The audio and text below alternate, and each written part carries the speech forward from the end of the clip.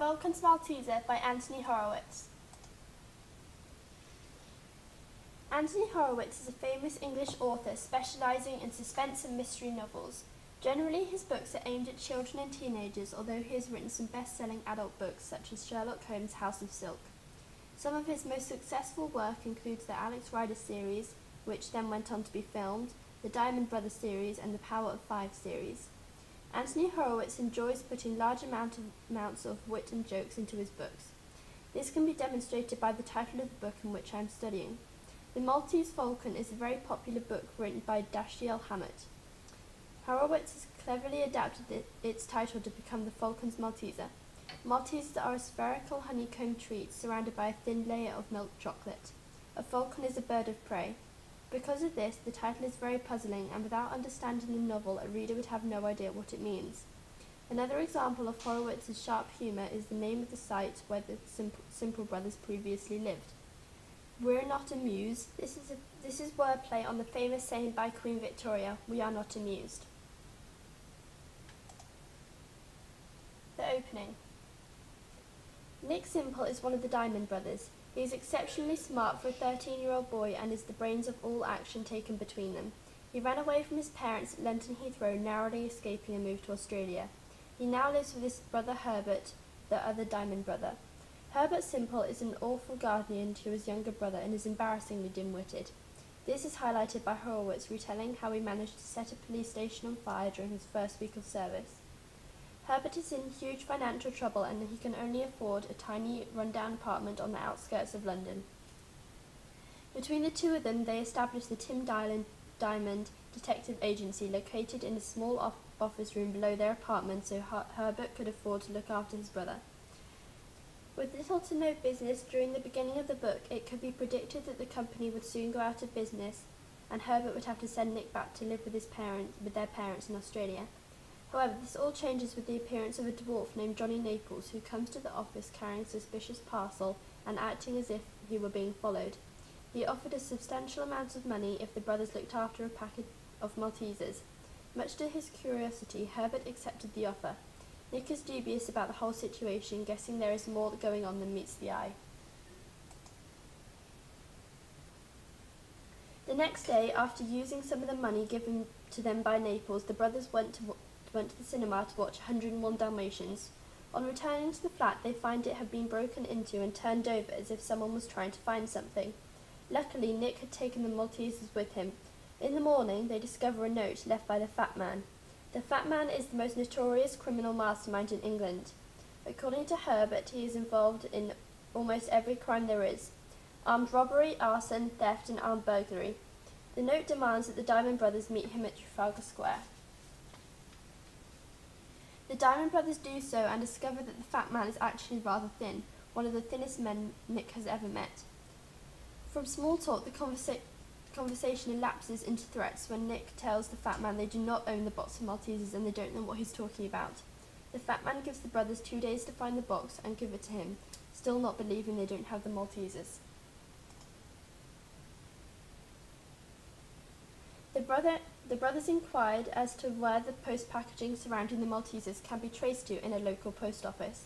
They discover that Johnny Naples is staying in the Hotel Splendide and decide to pay him a visit. They reach the room at exactly the same time as Johnny Naples was shot. They also see a figure leaping out of the window to safety. Naples is able to save the son and the Falcon before he dies. These turn out to be major clues as to the revealing of the Maltesers. The brothers are caught in the bedroom and are suspected of murder. They are arrested and taken to Lambert Grove Police Station, where Herbert's old boss, Chief Inspector Snape, is in charge. This could also be considered as a play on words by Horowitz, as relating this character to Professor Snape in the Harry Potter series, as they both have misleading, sharp characters. The brothers offer to tell everything they know in exchange for what Snape knows. The story told by Snape includes some key facts. The Falcon, mentioned by the dying Naples, is relating to Henry von Falkenberg, an English-German international criminal.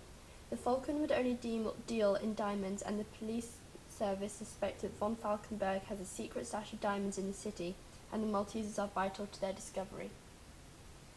Naples was the doctor dealing with von Falkenberg and seems to have been entrusted with the Maltesers. The diamonds have an estimated value of £3.5 million.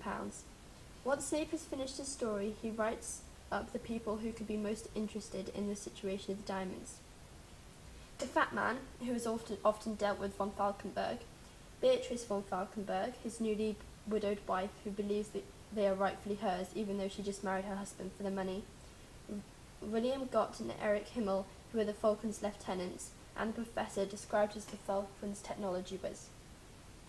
Snape then tells Herbert that he is the suspect, only because he was there when the police discovered the dead body of Naples. Nick, the brighter of the two, manages to convince Snape of their innocence. After doing some further research into the case, Herbert discovers the Falcon's funeral is being held at Brompton Cemetery nearby. Nick is curious about Beatrice's appearance, as it was well known she didn't mourn for her late husband. Nick decided to visit her.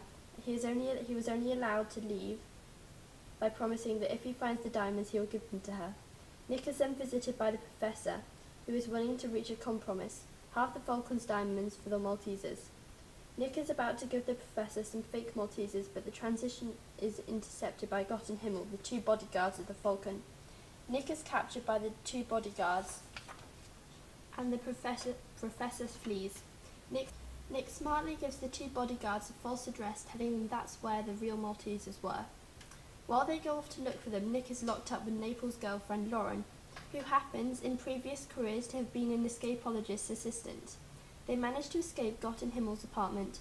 Lauren reveals some interesting facts about Naples and how he managed to discover the purple diamonds in John Lewis, an English department store, but he was killed before he could act on his discovery.